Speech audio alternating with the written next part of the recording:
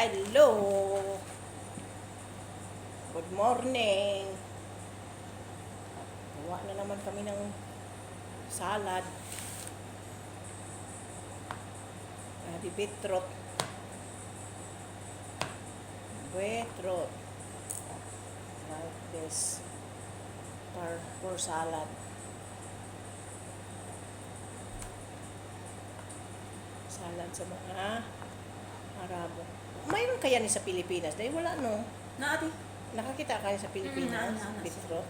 Na. Pero dili kayo tang kaon na. Wala na usod na na siya. Ay, mao?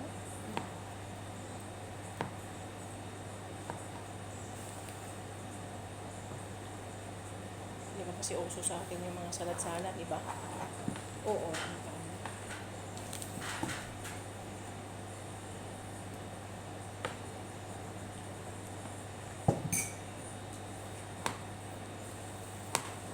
Sa atin, luto mang kinakain natin sa salad.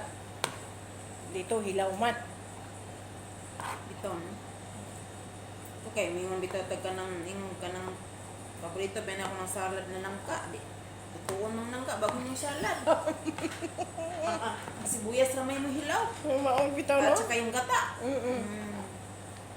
Ang gata din, lutuin ba yan sa apoy? Di ba? Oy, dili man ako pati katulang ano ti, katulang langka talaga ang lutoon. Wala ako, Magbigaan magluto sa sa apoy. Ay di na nasalad ko lutoon ti, sinabaw na imuha. Hindi, li. Kaya ang salad katulad mo siyang espiso na yung walang tubig nga gata. Mo to siya ihalo ra. Tapos lagyan din mo siya ng luya, tapos sibuyas. Ganito ako, Day.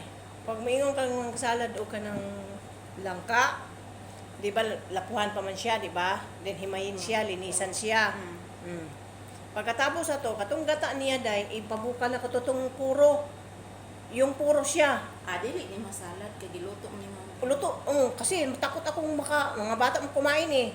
Tapos ilunon ako tong bombay, ahos, luya, then katong yung sili atsal sa atin, di ba? Yun man ang makapagdala og bidang yung atsal sa atin, di ba? Yung pula.